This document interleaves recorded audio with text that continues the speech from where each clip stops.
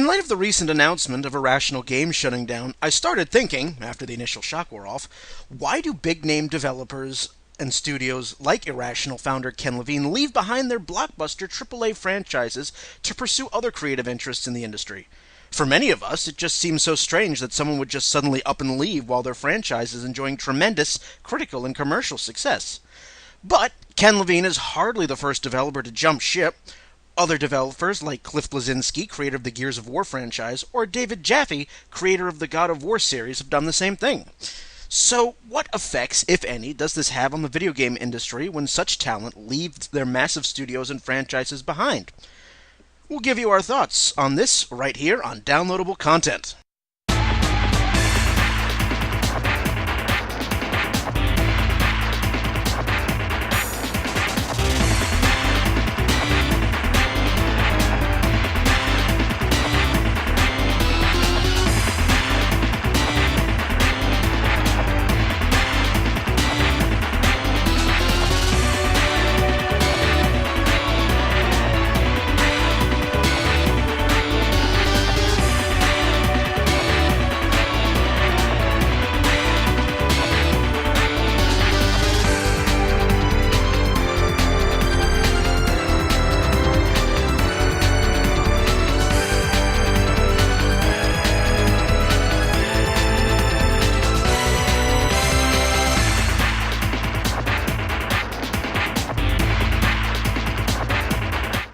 Welcome to Downloadable Content. I am Brian, and with me we have Ben.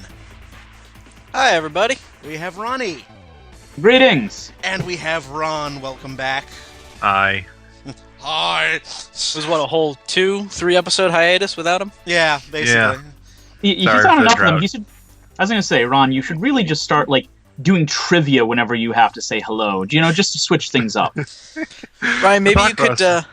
Maybe you could get a couple of recordings for Ron just banked away somewhere so that whenever he's not able to make an episode, just give him a catchphrase or something to say. You know you want me, baby! Or like how Derek Jeter had them record the voiceover announcer so that he never had to listen to anybody else say his name.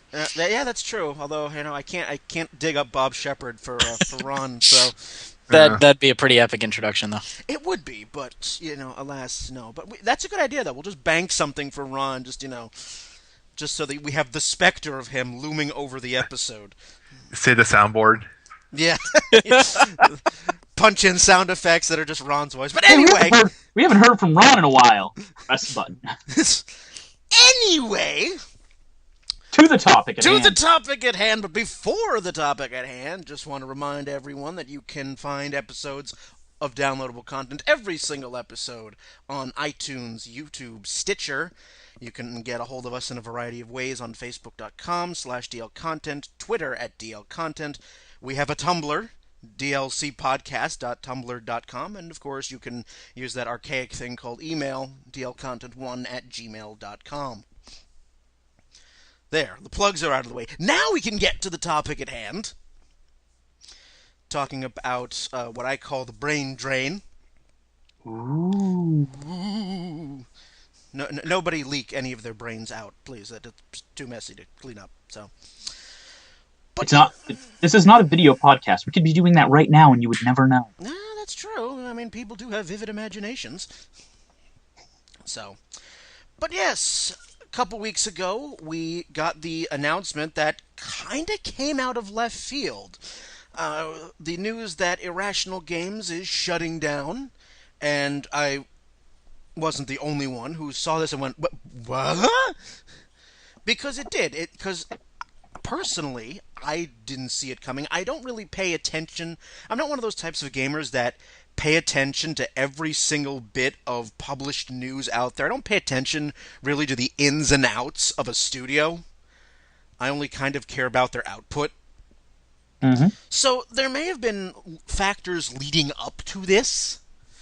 Factors that I'm unaware of, but from all accounts, I mean, just from, when we know Irrational Games currently, I mean, they've made BioShock. Highly successful. Very highly successful, critically acclaimed, multiple awards, accolades up and down. So when I saw this, it was just like, what the hell happened? And to us old school gamers, System Shock 2. Yes, I've never played System Shock 2, so for me, all I know about Irrational is BioShock. Because they mentioned that they were around 17 years. I'm like, what other games did they do? But yeah, System Shock 2 was their first title, I think, actually. Ben, you were about to say? No, I was just to the whole totally out of left field thing. I mean, I certainly remember being very surprised when I read about it, but then kind of thinking back on it, I don't know that it's quite as left field as I initially thought. I mean, there were a lot of, nothing that you don't see from other places, but there were still signs, I feel, from the last, few years of, hey, maybe stuff isn't going quite as well as we'd expect it to. There were a couple of delays that affected the game, which I'm sure did nothing except, mount expectations for the title when it came out. There was supposed to be a multiplayer component that kind of got scrapped, although, who knows what was going to happen with that anyway. And then, of course, the reception for the first DLC episode was not really the strongest. I mean, I haven't played it myself, so I can't, I'd have to reserve judgment on that part, but I definitely remember seeing not really universal acclaim for that.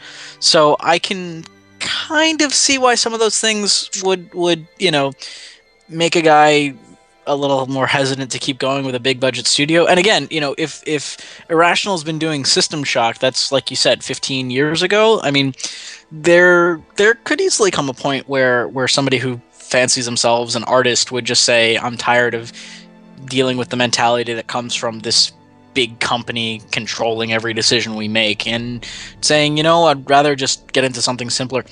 Miyamoto said the exact same thing. Miyamoto has said that he'd rather get into smaller projects with, smaller teams, probably just because it's easier to have fun and let the design kind of be the thing you worry about instead of the marketing. I'm not sure if I would say the success or failures of the BioShock is what brought this about, but I definitely think something you touched on affected, and that's the stress level just of working with such a large team, with such high expectations for everything you're doing, where it drains you over the years. It has to drain you.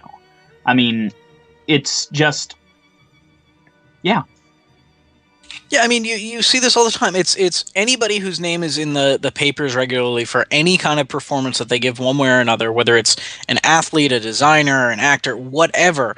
You're the people who say they're not reading it, in all honesty, are either the smartest ones or they're lying, because there's no way that kind of constant barrage of criticism on every single move you make or don't make isn't going to have an effect on you, unless you're legitimately burying your head in the sand and ignoring it all, in which case you risk alienating your audience. So, I mean, that's just such pressure to live under constantly, and you never really get a vacation. I mean, another example that we see of this is Kojima. How, the guy's every move is tracked constantly. And I think at this point he's just been driven so insane that he makes a game out of it. But, he kept, I don't want to do Metal Gear 2. Well, you're going to be directed. I don't want to direct Metal Gear 3. Well, you're going to. I don't want to direct Metal Gear 4. Well, you're going to. Can I just please take a vacation, guys? It's been like 20 years.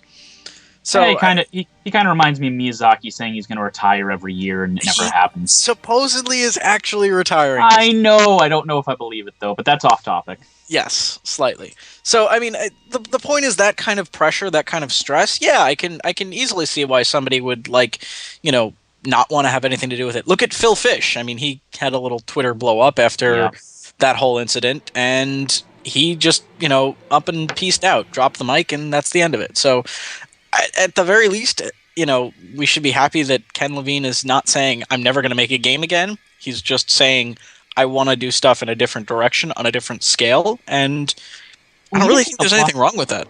I'm not sure if it really affects Levine, but I think this is going to come up with a couple of the other people we're going to be talking about, is when you switch to doing something on a much smaller scale like that, you can take a lot more risks. You can try to do a lot more creative things, and if it fails, it's not going to bankrupt a company. Look at here's a great example. Look at what happened with Tim Schafer and Exactly. crap, what's the name of the game? What's The one, yeah. the one he just Second released? story or something? No, it's I mean, we all To Wikipedia. yeah, exactly. We all know exactly what the I just got it because I was one of their backers, and for the life of me, I am brain farting right now. that's really embarrassing that none of us can remember the name of this game that just came out. Broken Age. There we go. There we go. So I mean, look at. You think that wasn't way better for him to be able to say? I mean, there were still obviously tons of expectations behind it, but he never. It's got to be completely different working for yourself and working on a small publisher like that than dealing with a massive, Microsoft Studios or Warner Brothers Interactive. Same thing with Keiji Ifune. With deciding, okay, well, Mega Man, they're not going to do anything with Mega Man, so I guess it's time for me to go out and do my own thing. the answer to shareholders basically going to answer to like basically your own personal bank account, and the answer to your employees who are working for you. And for some of the bigger names, answering to your fans, the people who are waiting for what's coming out. Mm-hmm. I know some of the relating to Ron's point there, financial stuff. BioShock was this huge multi-million-dollar game, not only to produce, but also how much it made. And despite BioShock Infinite being a massive success, the fact that it didn't blow away BioShock 2, for example, even though BioShock Infinite was a runaway commercial success and pretty much praised up and down, that still apparently did not please the powers that be. Well, it's a little bit of I don't even want to say sequelitis, but I mean, I feel like it's the closest example. It's not enough to when you've really introduced something revolutionary and unreal and completely unheard of. Simply matching that is no longer good enough, if nothing else, because the impact of the newness is no longer there. You have to do better. You have to every single time come up with something brilliant and revolutionary and unheard of, or you're considered a failure. So, I mean, those are some pretty lofty standards. I think a portion of it, a portion of why people were so shocked is they seemed like a group that they were on top at that point. Like they had the world in their hand. They had a critically acclaimed game. That was making millions of dollars, and then they just end. They just drop off. If they were, let's say this was 10 years from now and they hadn't done a game since BioShock Infinite, no one would be surprised that they closed up shop. But when you have a massive success, people look at it and go, why would you ever do that?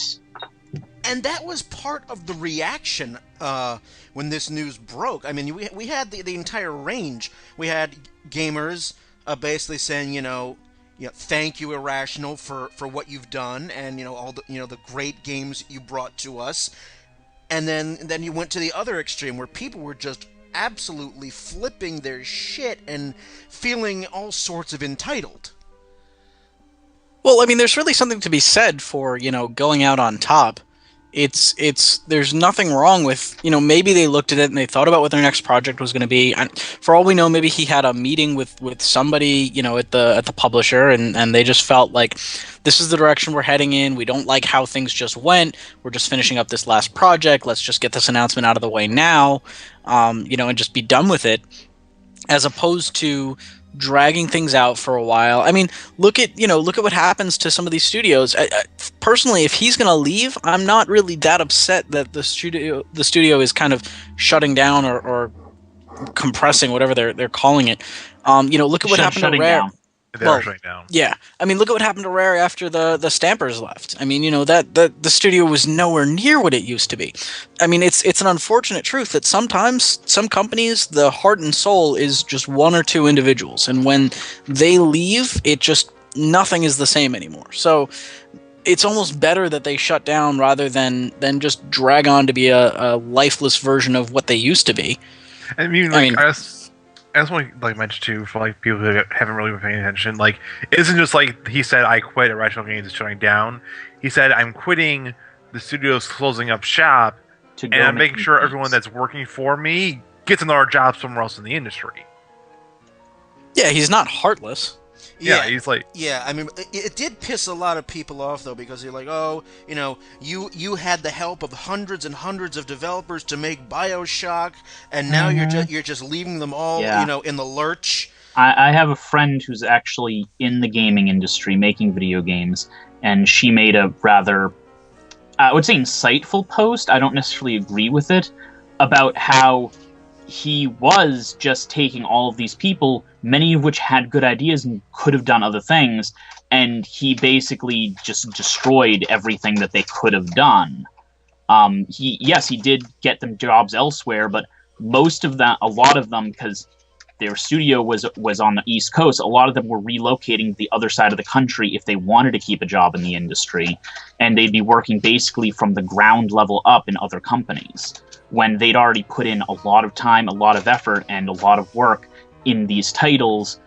But basically, her underlying point in the whole thing was, there's one or two big names in a lot of companies, but there are many just as talented people underneath, and when they close a company because a big name left, those people who are being groomed to move up suddenly have nothing. Less than nothing. They've wasted years.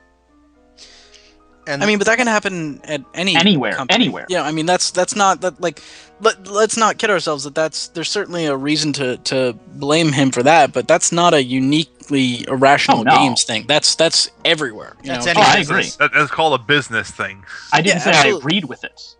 I didn't say I agreed with it. I was just saying she brought that up.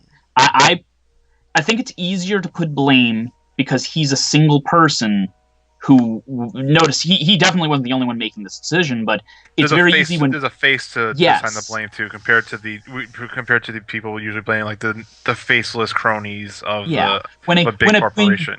When a PR department says the company is shutting down, that's very different than the face of the company coming out and going, we're gonna shut down this so I can go and do other things. Like, there's gonna be a very different reaction to that. Yeah, I mean, and that's the other unique thing is I feel like we're seeing more and more face of the company is not necessarily the PR guy in a lot of different companies. So that leads to this backlash, whether or not, listen, theoretically, and it's obviously probably not what happened, but in theory, it's entirely possible that he was fired. So if he was, and he comes out and says, guys, this is what's going to happen, the company's being dismantled, he still gets, shat on for being the bearer of bad news when it could be nothing his fault. Now, personally, I think based on all the way the news has been presented and the way everything is kind of played out, I think it's way more likely that he just didn't like the direction the studio was going to have to go in and decided to shut it down rather than compromise it, which we can debate the merits of that, but it's either way. I don't think he made this decision with the intention to screw anybody over. That's just not the sense I'm getting. Yeah, I don't think so either. Despite a lot of people, saying that he's, getting rid of all of these people on a whim. Yeah, it's not like he's saying, I want a bigger office, so I'm firing 20 employees to pay for it. When you've been working 15 years at a company that you built, and you've made critically acclaimed games, you've made industry-defining things, and you've been working with a lot of these people for a decade, it can't be an easy decision to decide to shut down the company. Like, I don't know how anybody could think this was a whim. Probably because of just how the news came out of pretty much nowhere. Yeah, but I mean, there's still so many people that get affected. It's not like, I mean, some of these companies, you look at some major companies, you couldn't shut them down in a day on a whim if you wanted to. And honestly, if you're at all a reasonable custodian of the company, and you certainly don't want to. So I don't really get. I get why the backlash was there if you're looking at, oh, well, we wanted more from this studio. We wanted to see more here. But the backlash of, well, he's a bad person for doing this is really kind of what confuses me. And it does, and it does me. I mean, as I said, I saw the reaction go from one extreme to the other. So he wants to go back to, small scale developing. He still wants to make games. Like, what was it? Like, Basically, he's going System from a Shock 2. studio. He's going from a studio of 300 to a studio of 30, thereabouts. I think he said he was keeping 15. 15. He said he was 15. keeping 15. Okay. Yeah. So 15 people. Like, generally speaking, that's a really small company. Like, assuming he's one of those 15, you're talking maybe like 2 sound people. Yeah. Maybe 3 engineers and 3 artists, and then you have like the rest actual production people. I think he's number 16. So. Okay, so even then, like, that's still gonna be like a very small number of people. Like, if at that thing, I would almost think that like this is just me speculating, and I'm just speculate. Yeah, I'm going to speculate. What if they design their own engine, and then he's got the rights to it, and he's going to make this new game with that small company on this new engine? Well, it won't be BioShock because he's given the rights over to Take-Two. Yeah, I mean, it's not going to be the BioShock engine, but like, Well, System Shock was a revolutionary game, System Shock 2, and it was made with a team of about that small. I mean, is it entirely possible that, BioShock 2 came out 2010, BioShock Infinite 2013? And there's not that much of a technical leap between 2 and Infinite? So, could maybe like 18 months have been spent on developing the game itself and 18 months on the new engine? I don't think Irrational made BioShock 2, though. I'm pretty sure that was a different studio. They did not. They only they made BioShock the original, and then they did BioShock Infinite. So there you go. Yeah, that was BioShock 2 was another 2K studio. 2K Marin or something like that, I think? Yeah, Marin in Australia. So there you go. I mean, which means that they really went from BioShock, which means that Irrational went from BioShock to Infinite. I say, what, 6 years in between the two? Yeah, I mean, there was a long... I mean, Infinite had a really long development cycle, which is fine. That's sometimes what's necessary, but, you know, I mean, that can take its toll on people. 5 years for that game. I mean, that's huge. I'm hoping... we've been doing a lot of talking about, you know, him shutting the company down. I'll say I'm really looking forward to seeing what they do on an indie level, because there's amazing indie games out right now, and I'd love to see what he's going to do with, yes, a smaller platform, but with so much more freedom to follow his urges. I mean, on what he wants to make. More than likely, it's going to be a PC only or maybe a mobile game, but even then, like, that's still a pretty wide audience. As I mentioned in the intro, that, I mean, Ken Levine is hardly the first person to do this. He's not the first to leave a franchise when they're, you know, necessarily at the top of their game, or, you know, they are the guy who made this amazing franchise. I mean, we have others, a couple of pretty recently, Cliff Bleszinski, who's known online as Cliffy B.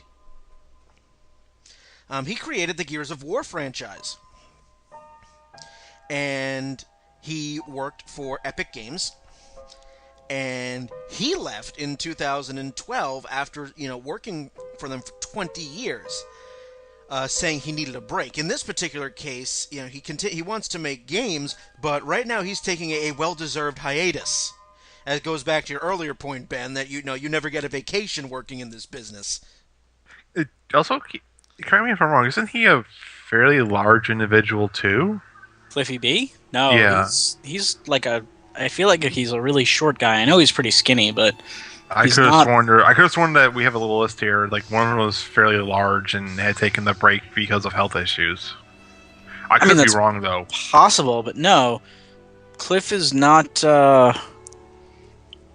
I mean, I might be, but he doesn't seem like he's. It doesn't seem like he's. I mean, listen, it's also possible that he has health issues, but you know, it doesn't. You might be thinking of Mark Rain, because Mark Rain is who's also known for Epic. He's a little bit of a bigger guy. He's not like, he doesn't seem like he's unhealthy, but he's definitely a little bit of a bigger guy. I may be mistaking him for someone else, but yeah. Then we have David Jaffe, who created the God of War franchise and the Twisted Metal series. I didn't know he did Twisted Metal. I knew he did God of War, but I didn't know he did Twisted Metal. He did God of War and Twisted Metal. So he left SCEA in 2007 to make his own studio, which is called Eat, Sleep, Play. Ronnie, you already mentioned Inafune, who created Mega Man. Yes, sir. Amongst several other Capcom. He is a Capcom legend. He is. And then he left. And now he's going to become an indie legend. What came from... Oh, no, go ahead, Ron. I was going to say, although based with Keiji Inafune, that sounds more so an issue with Capcom and him, and not just him leaving with a break. It sounds like he wanted to make games, and he wanted to make more Mega Man games, and Capcom said, no, fuck you. And Keiji said, okay, well, fuck you back, I'm leaving. He didn't necessarily want to make more Mega Man games at first. He wanted to make more experimental games. He wanted to take more risks, and Capcom was playing it very safe at the time. They're still playing it safe. They've been playing it safe since 1995. I know they are, but that's why he left. It was actually the fans that got him interested in doing another Mega Man game. Okay. He left. He wasn't even in... He was Capcom's global head of production, so that doesn't really sound to me like it's a creator role so much as it's kind of an overseer, maybe producer role, which maybe honestly wasn't really what he wanted to be doing. But the point I was going to say was, what came first? He became unhappy and Capcom stopped making Mega Man games, or Capcom stopped making Mega Man games and he became unhappy. You know, it obviously the easy connection is to say, well, they weren't making Mega Man games, so he wanted to leave, but we're never really going to know the internal politics. I don't really, from everything I've heard, I don't think it really had any connection to Mega Man, because he kept pushing for... He had a couple IP ideas that Capcom just was not interested in. They were not interested in trying to make new IPs. They just wanted to keep dealing with the couple things they had that were making them money. I mean, he was involved in... He had his hands in just about everything Capcom was doing. He was heavily involved with the Onimusha. He and his team made the original Dead Rising. He worked on a lot of stuff for them, but obviously if he wanted to make smaller games, like Mega Man or Mighty Number 9, we know how that worked out. Yes, not Mega Man. Yeah, yeah. Yes, I'm looking forward to not Mega Man. I feel like this is an issue with Capcom in general. It's just like, I jokingly said since 1995, but honestly, like, since the 360 and Dead Rising, like, have they done a new game, or have they all been like remakes and like sequels? The Mega Man games? No, for Capcom. Capcom. Oh, Capcom. I mean, they're just playing it safe, and then they're just like milking your library until it like bleeds. And I feel like that's what Capcom's doing. How many times was Marvel vs. Capcom 3 re-released? 3? At least at least 3? I think about the same number of times that Street Fighter 4 has been repurposed. And hey, they finally put Street Fighter 4 out. That took long enough. That's true. How long between 3 and 4? That took a little while. And then meanwhile, the Capcom franchise that I feel like has gotten the most recent, fresh, major, working over was Devil May Cry, which of course wasn't even developed by Capcom. Yeah, it was just licensed by them. Okay, this is going to be on a little bit of a other subject, but did you guys hear if that game was any good? Oh, it was awesome. Was it? The art style just turned me off, and I never really looked back into it. Yeah, I haven't played it, but supposedly the remake was actually really good. I mean, the art style never bothered me, for one. I can certainly understand why it did bother people, because it was just so different, and it almost seemed like it was different for the sake of being different, but I really liked it. There were definitely, like, parts of the story and some of the visuals that were a little unnecessary and a little gratuitous, but the combat was really solid. The combat system, I thought, held up really well. It was exactly like every other Devil May Cry game. The weapons all felt unique, had their own play styles, their own moves. Visually, it did a lot of really cool, really fun things. It took some interesting ideas for storytelling, not like radical new ideas, but just some cool, fun little visual tweaks. I thought it was pretty well done, and it was also a new part of the narrative that they hadn't really talked about before, introducing some of the conflict between Dante and Virgil that hadn't really been covered previously in the series. So I thought it was good. I really hope there's a sequel. Okay. Thank you very much. Now we'll get back to the main discussion again. Already in progress. So, yeah, I mean, when he left Capcom, and now he's making not Mega Man, because apparently Capcom said, oh, no, there's no demand for Mega Man. $4 million later. Yeah, there's absolutely no demand for, oh, wait, there's the money train going away. Wait, come back, I have my ticket right here. I halfway expect that when they finally have a hard date for Mighty Number 9 coming out, that Capcom's going to release a Mega Man game at about the same time just to try to suck it away. You guys do know that the last Mega Man game that they released wasn't even developed by Capcom, right? Yeah. Yeah. The Mega Man vs. Street Fighter was a fan-made project that they looked at and said, "Hey, this looks cool. Let's make it real." Yep. What does that tell you about their... is that? And that was their entire 25th anniversary love letter to the character. So what does that tell you about their commitment to the character? The 25th anniversary is not even a message from Capcom. It's a message from the fans saying, "We like Mega Man. Make more Mega Man. God damn it, make Mega Man." And they're like, "Hey, if you make Mega Man for us, we'll take it and capitalize on it."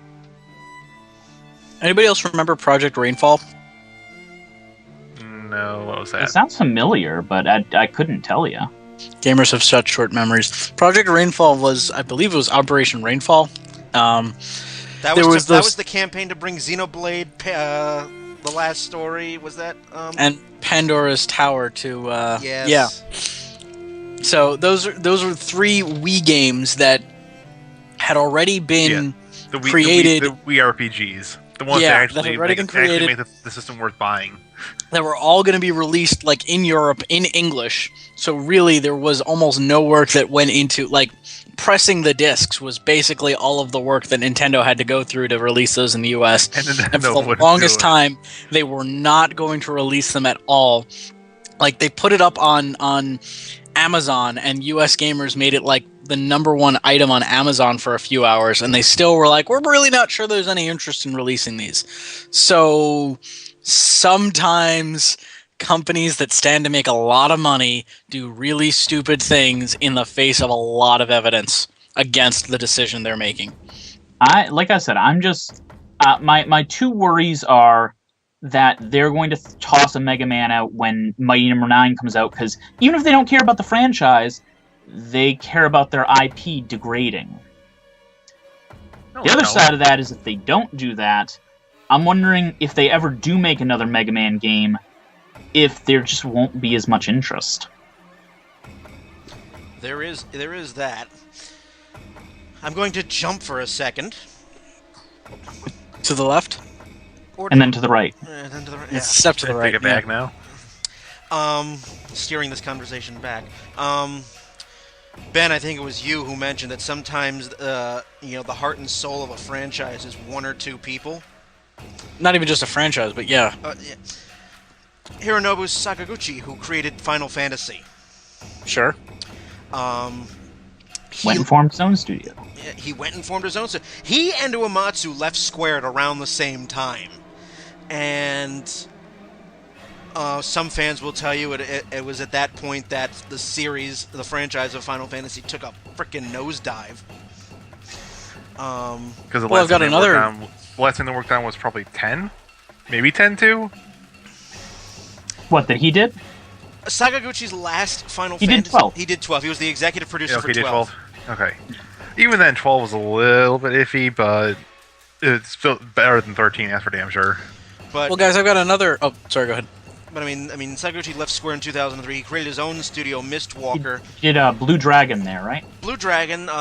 He's also done Lost Odyssey and Last Story. Yes. Yep. And a couple of other games, but those are the 3 big ones. Here's another great example. How about Fumito Ueda and The Last Guardian? Yeah. The game is still being made that might not even be made. Theoretically still being made, no idea if it's ever actually going to come out. I mean, we all know how the game's going to end, but that's a different story. I mean, you know, they Well, we all knew that. They made literally 2 games, and was it Colossus? Ico and Shadow of the Colossus, yeah. Ico and Shadow of the Colossus, yeah. Which is, I mean, listen, great games, but you know, talk about a studio basically being one guy. I mean, or at least the development team being one guy, because obviously it's SCE Japan. That's not just one team. But I mean, you know, there was rumors and speculation that the project was going to be behind schedule and that he was going to leave, and they said no, and then he did leave, and they're saying, well, it's still going to be finished, and we haven't seen the thing in 2 years, and they're claiming that it's still on track. And listen, for all we know, it's going to come out as a PlayStation 4 title, and they're going to show it off at E3 and say, oh, by the way, it'll be out this year. But, I mean, until it actually comes out... Yeah, oh, by the way, we're showing it off as it can release the next day.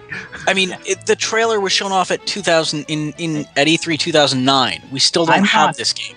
I'm not counting it out. We never thought that Duke Nukem Forever was going to come out, and it was terrible, but it came out. Yeah, that's not really encouraging. Yeah, that's not encouraging.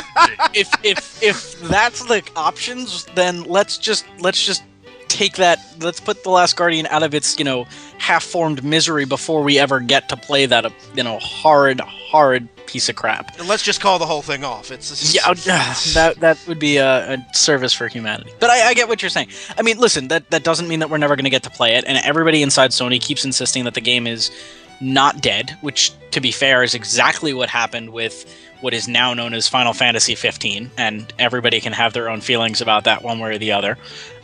So, I mean, who knows? It's entirely possible that we will get to play this game. Next year we could have an entire show about how awesome this game was. I really don't know. But you can't deny that there's certainly a correlation between the studio having problems with the one guy in charge and a really troubled development cycle. That episode will be subtitled "The Day Ben Was Wrong." We fucking told you so. Listen, I would love to be wrong on that. I promise you. I would happily buy each of you a copy of the game if I can be proven wrong on that one. But I don't. You've now just said it on air, so we now have it. We now have audio proofs. And PlayStation 4 not included. All right. Yes, 4 has it too. Hey, listen. I made a bet with Brian at one point that if Shadow of the Eternals came out, I would pretty much buy him a Wii U just to host the party where we get to play the game. And I felt really safe about that one, and I feel pretty confident about this bet. And look... Hell, I felt really safe about that one. It was just... And if I'm wrong, then the worst-case scenario is an awesome game came out and we all got to play it. So, yeah. Make that bet. Every time. One more developer. The worst case scenario is that you get to buy the game first, and it's actually a shitty game. Gotta stay positive, Ron. Come on. Because then I don't have to buy it for you. Because the entire point of the bet is not only does it come out and it's phenomenal. So if it comes out and it's a piece of crap, you can buy it for yourself, and I'll laugh at you. Okay. From safe in his ivory tower. Yeah, well, something. My tiny apartment. Now then. So how about those... So on to the rest of the developers. On to the rest of the developers. I have one more that I want to bring up. Peter Molyneux, who created the black and white PC game. I've never played it, but I know many people who have. Oh yeah, I played it back in the day. And he also is credited with the Fable series. The greatest beta test ever sold.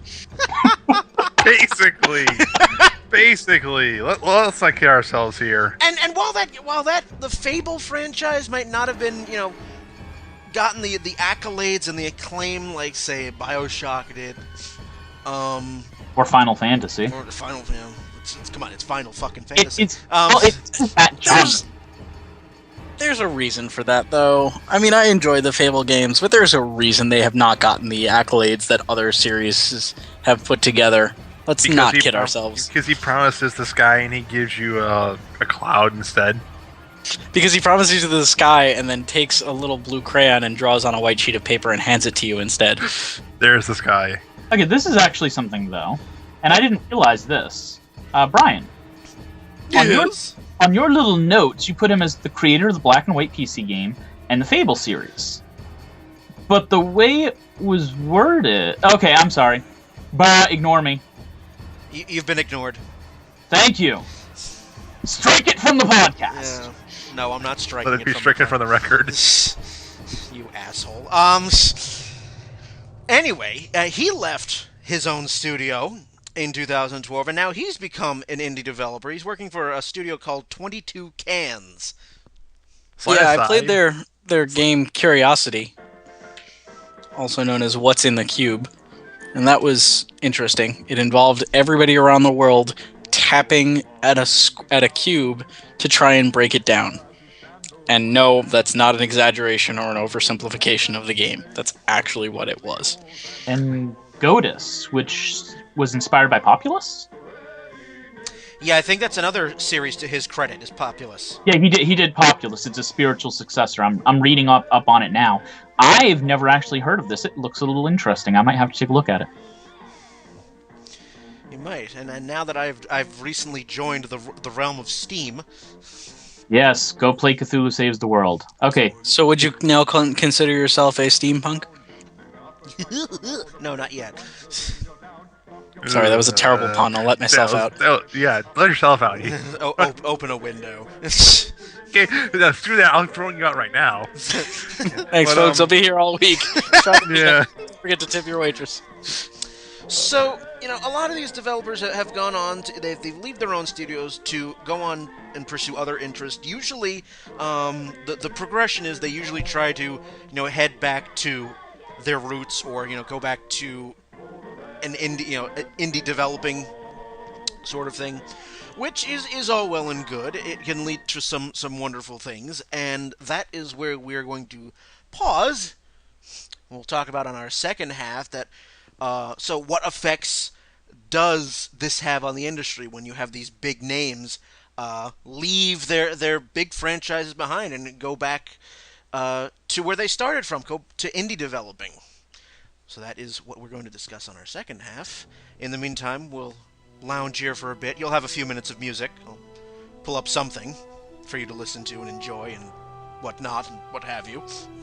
We'll be back.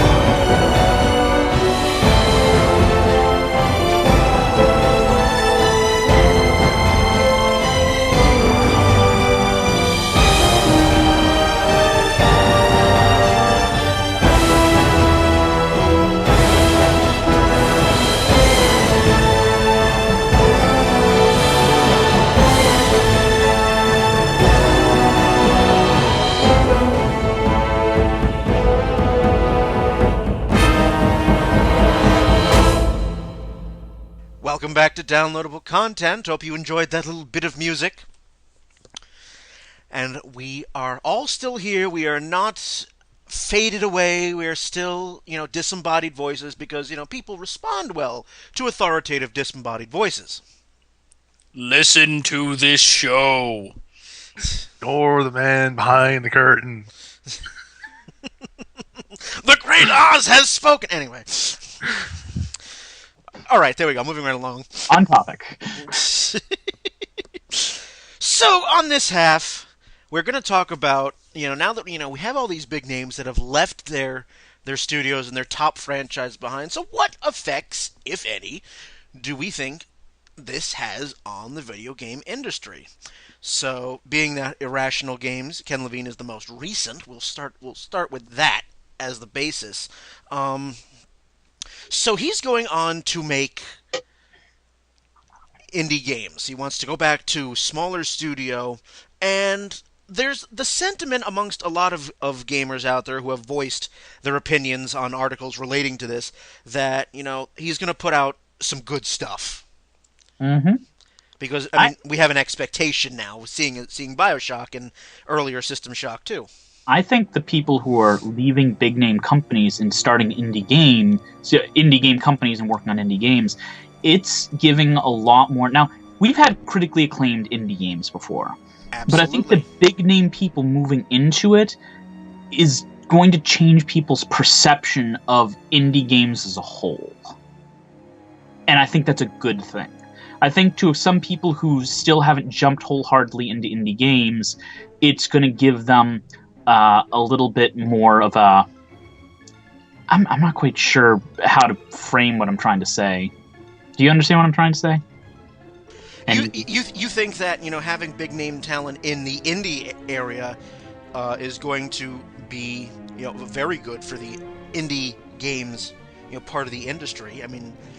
how people view them. Yeah. I personally speaking, I think the opposite. I think having big name people in the indie pool is a bad thing. Sort of the mentality of like big fish, small pond. Like big fish is going to cry out the little fish, and little fish aren't going to want to join in because why am I going to want to compete in this market when Ken Levine can put out some dumb game in 6 months and get $5 million when my game that I work on for like 2 years maybe doesn't even get me $5,000. Well, that's an interesting difference of opinion between the two Rons here. Dun dun, we have a showdown. I think this sort of goes back to the discussion we had earlier in our previous episode about what makes an indie game and like what makes a company indie. Like, it's quickly becoming the point now where indie doesn't mean off the wall, uncommon development. It just means like a very small studio. Yeah, is what it seems to be turning into. Is that necessarily a bad change, though? I'm not certain on that. My personal opinion is I think the previous undefinability, if that's even a word, of what indie games were was a good thing, but now that we can almost like label it and quantify it, that we sort of like set our expectations now to be like, well, it's an indie company, so that means there's maybe 20 people at most. Like, so this isn't going to be a good game compared to like a AAA game. To me, like it seems people. like the indie games are basically in their Wild West period. It's the period after indie games started becoming a thing, where it was anything goes and all kinds of new wacky things happened, which are awesome. And indie games are always going to be known for this kind of stuff because you can take more chances with indie games. But now things have started to not slow down a little bit, but have started to settle a little bit, and people are more aware of the things that they can do. And that it doesn't have to be two people working in a basement to be an indie game. And yes, some bigger names are coming down into it, and some of the smaller ones are going to push into bigger things. I think the crazy indie games that we've seen and the chances that they take are always going to be part of indie games, but I think they can do more too. And I think that's what we're going to be seeing more of soon. I mean, there's nothing wrong with like wanting an indie game to do more to strive to do better, but like, there's got to be a trade-off in there. Like, one of the phrases sometimes thrown around business is cheap, fast, and done properly. Choose two. Look, the question is, can they make money? Like, that's all they need to do, and you don't need to be Final Fantasy 13 to make money. I mean, look at Flappy Bird. Yeah. And I say that with disdain in my voice, but look at Flappy Bird. You don't need to be a highly polished title with hundreds of people working on it to be able to make money and let you do more things. No, I get you. It's just... And I get you, and I can understand where you're coming from. My fear, though, is that I kind of liked this Wild West period of, like, almost anything goes and just cutting out large swaths of land and path for you to do whatever the hell you want. I kind of like that compared to the almost perceived notion of, like, for from 95 to 2007 or 2008, where like most studios were like, we're working on a AAA title, we're working on a AAA title, we're working on a AAA title. There's not that real desire or drive to make a new IP. No, I completely understand that, and I suppose the dual thinking between the way you're thinking and the way I'm thinking is, you seem to think that that's going to fall by the wayside. And meanwhile, I think it's not a matter of either or. For me, it's this and that. They're still going to do the crazy stuff, but there's opportunities for some of them to do more as well. And neither one of us necessarily is wrong or right. I mean, time will tell which will happen. Yeah, it's just again, like, my fear is that once you define it, it loses the magic to it. I can understand that. We've been dominating this conversation. Go ahead. I was going to say, Ben, Brian, you have anything to add? For or against, or your own 2 cents? I mean, first and foremost, I kind of completely disagree with the assessment of indie that you guys have presented. Not that I think I can't say that I disagree with you and don't think you're wrong, but my assessment of what makes an indie studio is really much more external pressures from the publisher has been my understanding of it. It just has a lot more to do, from what I've gathered, with the studio is or is not free to just make the game they want to make, to just, like you were talking about, take risks and just do the things they want to do, versus being required to have input from outside forces that are maybe considering more financial implications. Compared to like a AAA studio, like the AAA studio is going to answer the shareholders and all the employees and their license agreements and all that crap like that. There are fiduciary responsibilities that will come in that don't necessarily have the same kind of influence or impact on a studio that's a lot smaller. If it's just purely we're privately held and all we're doing is so that we're making games, A, so that people will experience what we're trying to show them, and B, so that we can make enough money to make the next game, then I think that's starting to be a little bit more of a broader solution. It doesn't matter if that could be a 300-person studio. You know, it's not a question of 20 people or 5 people. That's to me. And I agree with you. I think a big part of what me and Ron were saying is, I think we're using indie games to talk about two different, or indie game makers to talk about two different things. You have the groups who, whether they originally went to publishers or not, who did not want to hold publishers who are trying to make enough money to make the games themselves and not be beholden to anybody. And then you have the small 2, 3, up to 10 people groups who they never even tried to go through that, and they just jumped into indie games as its own thing. And those two groups tend to make kind of separate types of games. The little 2-people groups tend to do a lot of the really wacky games that Ron was talking about, but some of the really good ones, because they don't have as much they can take a lot more risks. It's pure artwork at that point. Exactly, yes. And that's a lot of what indie games are known for. But you also, and this is what I was talking about, I think the big names coming down here is going to make the studios, actual studios, that aren't beholden to publishers, that are putting these out themselves with their own money. I think that's going to become more of a thing, and I think that's a good thing. I don't think it's either or. I think both groups can exist in indie publishing without a problem. And I think that's what I was trying to get at, and I wasn't explaining very well. That's fair. I mean, it's.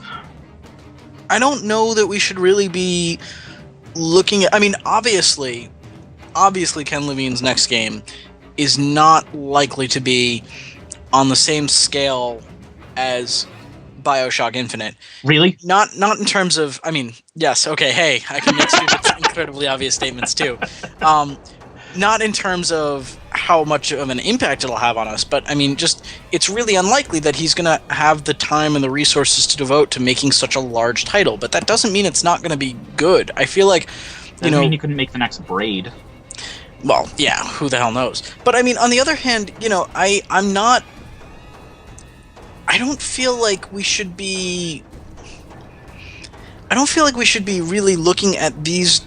At certain, we shouldn't be really deifying certain developers over others. I mean, it's just, a lot of things had to go right for this game to be seen and this developer to be put up. And that's not to say that they didn't put in a lot of hard work, but that also doesn't mean that there weren't a lot of other people who had other good ideas that just weren't looked at as marketable. So I'm really happy that indie publishing is becoming more of a thing, so that more people can get their ideas out there. But I don't really think that. Obviously, it's going to impact the breadth and the depth of his work, but I don't really see why changing from big-name publisher to small-name publisher should affect the quality of their work, or even the quantity of it. I agree with both of those things, but I will say about the deifying, I don't think it's as much deifying as it is, let's use a different example of a bigger one. Miyamoto.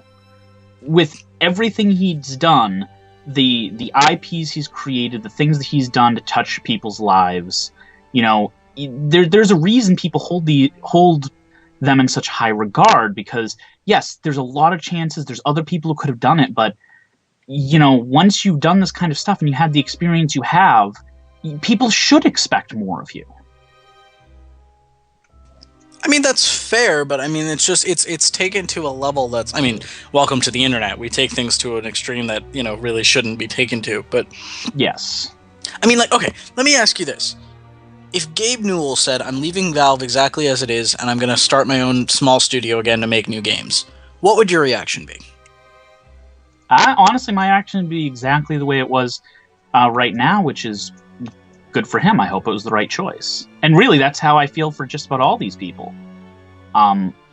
This is the choice they're making. I'm hoping it's the right choice for them. And I mean, if they're still making games, I'm looking forward to the next thing to come up with. Okay. What do you think the general reaction of most of the internet would be? Rage quit. Flames would be spouting. Yeah, rage quit the internet, flames would be spouting from their ears, and they would start writing angry letters that would catch on fire before they sent them. Yeah, that sounds about right. Yeah, probably. Oh, the internet. I mean, I feel like there is definitely a level of... Part of the problem is also just the expectations that get raised. And we touched on this a little bit earlier, but, maybe Cliffy B left because he needed a bit of a break. He needed a little bit, of some time away to manage some of those expectations for his next title. I understand the expectation getting raised part. I'll bring this up. I've been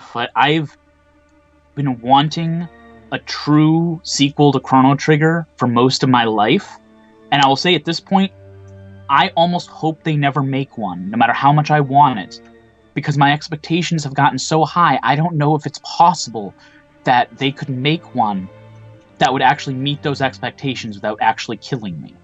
Half-Life 3. There we go. You build something up in your mind so much that it gets to the point where it may not even be possible to meet the expectations you really have for it. And that's a problem. Yeah, so that would be a good reason for somebody to kind of step back and say, you know what, I'm going to take a break from the industry for a little while. Take a couple of years off and people let things calm down a little bit. Yeah, I mean, there's such a thing as burnout. I mean, we also have seen where, these big big name people. They go on, they form their own little studio, and they make games that are very, very well received. We'll use Mistwalker as an example. Lost Odyssey has been received very well. So was The Last Story. So I mean, it can be done where big name people get they go out there, they break away from the studio or the franchise that made them a name, do their own thing. I mean, we talked at length about not Mega Man. Yes. And the fact that Inafune, he's making Mighty Number 9 and the overwhelming demand. So that's going to be probably a very successful game. Well, we should hope so. I'm certainly hoping it is. So I tend to think I tend to agree a bit more with Ronnie that having big names in the field look to be a big sort of, not, I don't really want to say a big help. I don't think the people in the industry need the help. I think it's the perception of some of the fan base that it's going to change. I don't think it's necessarily going to change the as back-asswards as to say indie industry, but I don't think it's going to change indie game makers in any real way. But I think having the big names is going to get some people who haven't turned to indie games yet and make them realize that there might be something there. So you think it's almost just like the I mean, not that it's this, but you almost think it's more a publicity thing than anything else. I wouldn't say I don't think it's a publicity thing, as in it's an intentional publicity thing. But do I think that it will help? Yes, I definitely think that it will help people get turned on to the indie industry. Make people look into indie games in a different way. People who wouldn't have looked into indie games, because let's be honest, there's a certain type of gamer who jumped into indie games very quickly. But there's still a large portion who have not. And finding out that the guy who made their favorite game, BioShock Infinite, is going and making this indie title, they're probably going to look into it, and when they do, they might look into some other things too. I mean, the flaw in the logic that I see there is I don't know that the average gamer necessarily cares about or knows about the specifics of the designer, the director of the game, the way we tend to, we being a little bit more involved than the average fan. So I don't know that it would be, I mean, it's that same argument is like, you watch a movie and you really like the movie, and then you hear that the director is only going to start making small budget stuff. I mean, the fans that are going to say, well, I like that kind of movie, so I'll just seek out other movies like that I can see in theaters, are probably going to significantly outnumber the fans that will say, well, I really like this one particular director, so I'm going to just try and find his stuff through smaller distribution venues. Sorry, I'm sorry. No, I was just saying, like, yeah, I get what you're saying, but indie gaming as a concept and as an industry has been around long enough at this point that I feel like those lines in the sand have already been drawn. If you're aware of indie gaming and you're interested in indie gaming, I think at this point, adding Ken Levine to the stable of indie game developers doesn't really... you knew it was there already, and I don't think you're not the type that cares. And I don't think we've hit that line in the sand yet. I think we're still in that period where you have the early adopters who are into indie games, and then you have the people who will never get into indie games. And there's no actual percentage, but let's say it's I'll give 10% one way, 10% another. 10% early adopters, 10% that are never going to be interested, and then you have the people in the middle who maybe they need to have somebody recommend one that really attracts them, that might get them interested. And the director of one of their favorite games going into it, that might be enough to get some people in, and change the perception. Especially, with all the publicity this has gotten, it's not like people aren't going to hear about this. Even if they didn't know who the person behind Bioshock Infinite was before, with all the gaming magazines and all the stuff going on the internet, a lot of people who didn't know before, they certainly know now. And maybe that they're going to keep that in mind. But I think the fact that there is so much publicity about it, again, if you follow anything as far as gaming culture and news, yeah, this was a big story to you, but it's also certainly not the first time you heard about indie gaming. I mean, that's the thing. There have been so much coverage between Steam, Greenlight, between when the XBLA launched 5 or 6 years ago. I mean, there are just so many other facets of indie gaming that have permeated the culture and permeated the news cycles at this point that I don't think that this is... Well, I'll give you an example, and this one's not fairly recent, but recent enough.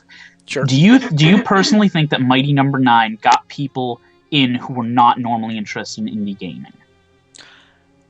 Honestly, I mean, it would have entirely depended upon... You know what? I do, and I'll tell you why. Because I think that there were enough people that maybe previously had played like a Mega Man game, but had stopped really playing games, and then their buddy who still kept up with it was like, oh, hey, you remember those Mega Man games? Well, the guy who made one is making a new title. It's going to be out for computers. Here's the Kickstarter for it. And just the publicity that came from that, expanded, I think, beyond just the really hardcore of the hardcore news sites. So...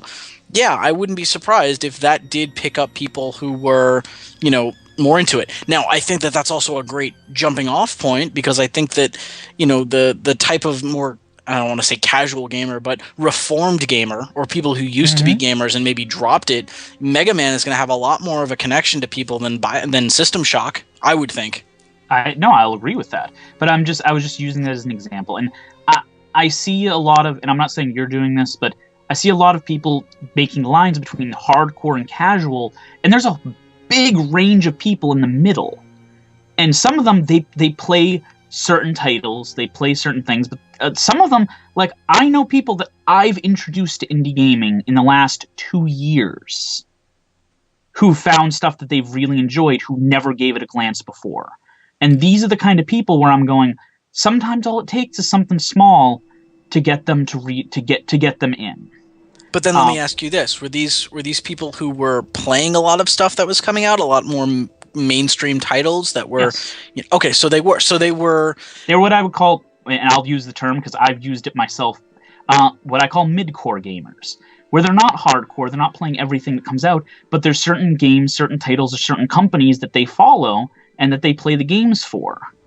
So a lot of people who have kids who can't spend as much time gaming as they used to, but they haven't abandoned the hobby.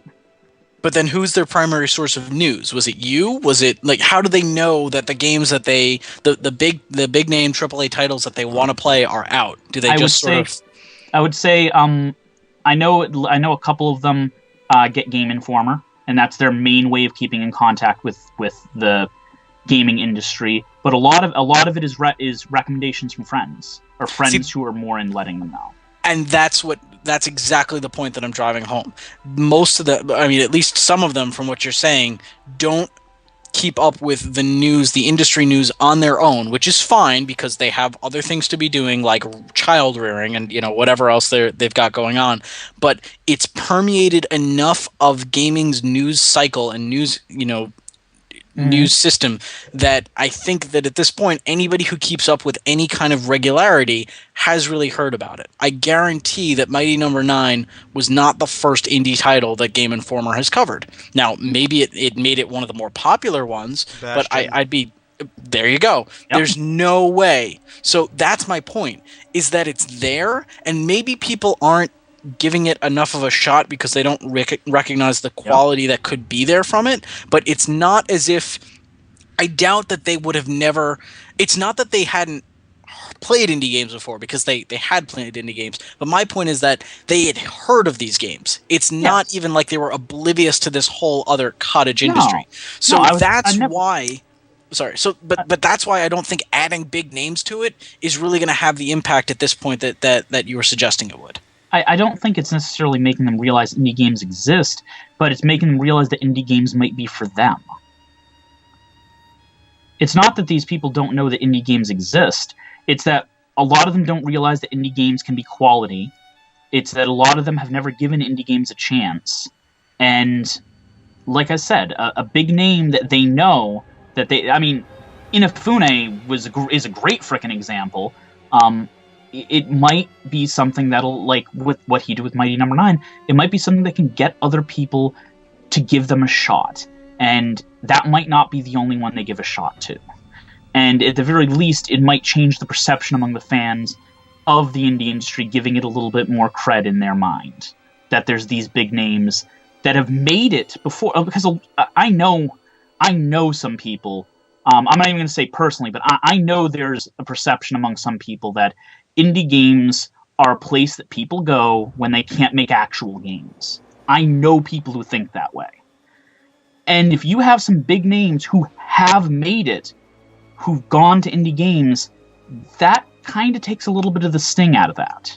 And maybe might change a little bit of the thought process behind it. Okay, that's completely fair. But my point was just like I said, it's not a novel concept at this point, and I feel like anybody who really keeps up with the industry and with industry news is more than aware that these are a thing, that they exist, and that there are obviously some quality titles, at least here and there, if not fairly well permeating most of most categories. Oh yeah, and sorry if I got a little heated there. No, I didn't think you were like attacking me or anything. I was just we both had very specific points, and we kind of just needed a little while to make them all. That was some excellent back and forth between you two, though. Well done. Nobody asked you. Shut up. Shut up. Mind your own business. If you wanted to say something, Brian, you should have gotten your own podcast. Wait, what? Coming next week, Ronnie and Ben. Next up on this episode of Downloadable Rontent. Yes! We've hijacked the podcast and we've given it a cheesy, pirated Hong Kong version of the name. Ron, are you even still with us? I'm here still. I'm here still. I was just like, I'm not going to interrupt, because if I interrupt, I'm going to break the chain. Break the chain, exactly. Concentration. I feel I'm watching the chain hitting the hundreds, like the hundreds of hits counts, and I'm like, nah, I'm just sitting here and just watching, let it finish until someone misses the combo. I feel bad. It seems like half of this podcast has been Ronnie arguing with someone else. 300 combo. No. 329 hit combo. All right. So now that anybody else have anything else to say here? I want to this to death enough yet. I want to bring up one more question. Oh. To put to the panel, and we'll have Ron answer this first. And by the panel, you mean Ron, because Ron answer first. Because now we had the question. What do we think will happen? What do we think will happen with the indie industry per se, with these big names heading over that way? Now, I want to ask you, what do you think about the reverse? What do you think that does to the AAA franchises? Honestly, it's going to depend. It's going to be a, I don't want to say case by case basis, more so like a studio by studio basis, where it's all going to depend on what the studio and by proxy what the producers and developers want to do. It may make some of them want to allow their like big name people to do their IP projects and like maybe do a little test period out and maybe like an alpha of a game and have like a close circle of friends and family test out the alpha and go from there. Compared to what they would have done previously and just said no, fuck you, go away. Well, we have take a look now. BioShock is... We've already seen one BioShock game. We're going back to Irrational again. We've already seen one BioShock game, BioShock 2, that was not made by Irrational. That was entirely 2K's doing. So 2K has been given the reins. So, for something like BioShock, do we see that going into the tank? Potentially. I could probably. I mean, for Bioshock, this is going to be a little bit difficult just because of how Infinite's ended, and based on what I'm reading and hearing about Burial at Sea, it sounds like they're wrapping up Bioshock as a story as a whole. Yeah. And I think for other story, like for other franchises, it could potentially mean that, like as long as these people maintain the IP rights, like they did it with Devil May Cry, for example. I don't know if they would like remake it or reboot it or whatever, but it's certainly possible. I kind of see them tying up the current Bioshock storyline, but I don't think they're going to do a reboot. I think they're going to kind of go and they're going to try basically do something and another thing in the same world. I think is like personally what I would like to see them do with Bioshock is tie up this current storyline and then bring it to modern day and start introducing like the internet and that type of thing in with this like plasmids and crap like that, and just be like people are like trying to figure out like I could literally see right now in game like in game you access Reddit and make a recipe for a plasmid, and they called it Watch Dogs. Wait. Yeah, shit. Wait. I mean, maybe probably more likely Watch Dogs is going to be that, or maybe something similar like Infamous Second Son. But like, I could just see something like that happening, where like Infamous sounds a lot like that. Yeah, I mean, Infamous might be that, but like, I could we'll take Infamous. We will give it Bioshock skins, and we'll call it Future Shock, and it will make millions. You can't. Yeah, there we go. Because I mean, I can't help but shake the feeling. I mean, we already are living in an era where there are, at least amongst the AAA developers and studios, so few new ideas. It seems like all we get now are just basically endless reboots and sequels that, you know, the creative talent behind some of these franchises, you know, leaving, just seems like things might get a bit worse. I mean, it's possible things will get stale. I mean, we are in an unusual situation where, like, I don't say unusual, but like a good situation, because the new console generation usually encourages new IPs to be made. Compared to if we were still in the like last generation and this had happened, like I would say we're fucked. But like a new console generation does encourage studios and companies to take a little bit of a risk in terms of new IPs and things like that, especially in the beginning of a generation's life cycle, compared to when it's like late into the cycle when people don't want to take a risk. I don't know that I agree with that. I mean, I think actually the opposite tends to be true at this point. I mean, there was definitely a time when that was true, but yeah, by now, developing for a new console is almost in and of itself enough of a risk that you know, we end up with sequels and threequels and yeah. I agree, but like I was saying, history at this point in time says that some new IPs could be made. What it seems to, I kind of have to go with history on this point. I mean, I'm 50-50 on this. Like I think it's like I could equally see it being new IPs being made, or I could equally see it being more sequelitis. It's all going to depend on what like the next 12 to 18 months are gonna say. It basically seems to me like the window for making new IPs keeps shrinking, because before it was when its system was new, you'd try out new IPs, and then as it got later in the cycle, you would make sequels to lower the risk while you guys are getting ready for the new IPs for the next system.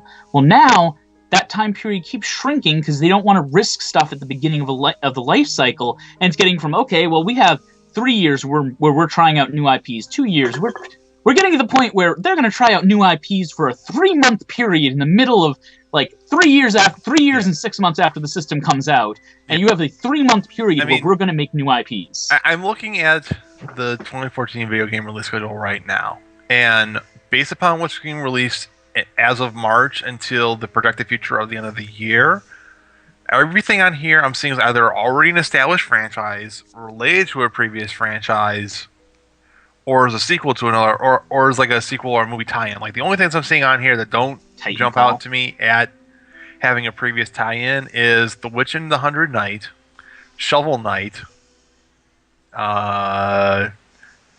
Ragnarok Odyssey Ace. And see, what's funny is I was about to take back my point and issue one to support you, but now that you've completely just proven my original point, I feel stupid kind of doing that. And Mobius Empire Rising. I mean, that's it. That's it. I've- And that's it. Like I need 3 games coming out, and we already had probably what is going to be the breakout indie game of the year, or the breakout, but like the breakout game of the year being Bravely Default of a new IP come out. It just came out, so that's not a new IP. Well, when is I Brian, refuse to. All they need to do is put FF in front of that. I should rephrase. Is Bravely Default breakout new IP in US? Because it is a sequel to another game in Japan that never came out into US. No, Brian, I know, but Transistor is due to come out this year, right? Correct. Okay, so I mean that's something that's gonna. I mean, they're big I expectations. thought Transistor because was 2015. No, it's saying this year. I mean, there's going to be a lot of expectations for that because Supergiant Games did Bastion and did so well with Bastion. But I mean, I still think that could be. I mean, that's still. I mean, and here we get into the question of how do you define IP, indie, because they were definitely back. They were published by Warner Brothers the first time, and I have no idea who the publisher is this time. But how do you? I think that's going to certainly get a lot of attention when it does actually come out. I don't know. I just. And then, of course, you have this. And then, of course, there's the possibility that I've seen discussed on the vast, wide world of the internet that things become cyclical. I mean, these indie, you have these big name guys going over to make indie games. They make good games and then become AAA franchises, and the cycle begins anew. Yeah, I mean that's certainly a possibility. I mean, look, how did these guys get to be whether or not you agree that they're being deified, the name talent at these big studios? They started out with smaller projects that got, more and more attention, or, in the case of Miyamoto, they just designed something that somebody thought looked really good, and that's how they moved their way up. They started from humbler, smaller roots and moved their way up to the top, and now they're just trying to return back there, maybe because they had more fun, maybe because they just found the pressures were less, and hey, all of a sudden we're right back where we started at the beginning of this episode. Did you plan that? Because that was really well done. Very good. Very good. That was actually very well spoken. I like that. That was good. That was some... we didn't sound like a bunch of drunken monkeys this time when discussing video games. No, that was great. That was a lot of fun. So, do we have any more final thoughts on this subject? I really want to see what Ken Levine does next. New indie director's good! Hulk smash. Okay, any others? I got nothing. Ron's like, I got nothing. I'm done. I'm done. I'm tired. I'm out. I'm going to bed. Mic drop, and, away he goes. So there you go. That will wind down this discussion about the migration of big-name developers to indie games, or the brain drain. Has everyone's brains been drained? Brains. I'll take that as a yes. So, if you have... I feel like a zombie. I'm going to go find a lawn. Any questions, comments on this episode or any other episode of Downloadable Content, feel free to get a hold of us in a variety of ways. Facebook.com/DLContent, at Twitter at DLContent, Tumblr, dlcpodcast.tumblr.com, email at dlcontent1@gmail.com. All episodes can be found on iTunes, YouTube, and Stitcher. So there's a bunch of different ways to get downloadable content into your ears. And of course, if any of you want to be on an episode, a future episode, or have ideas for episodes, let us hear them. If we can scrounge up the panel and enough material to do it, we'll do it. We've done it before. And we'll do it again, damn it! And if any of you want to join a panel and tell us we are wrong... Like Ben over here. Yeah, you're all wrong! It's not my fault that none of you knows anything factual except for me. There's a reason you keep me around. Let's not kid ourselves. See, no, there's a difference between You also give good keeping you- hugs. Well, yes, but it's harder for me to do over a podcast. Not impossible. Just See, we keep you harder. around because you actually look up Wikipedia faster than the rest of us because we're lazy. I thought we kept him around because he looked nice in the sex dungeon. We don't talk about that. Great. Now this podcast is officially rated M for mature. Oh well. Alrighty, it remains for me to thank Ben, Ron, and Ronnie for being on this episode. And on that happy note, have a good one, everybody.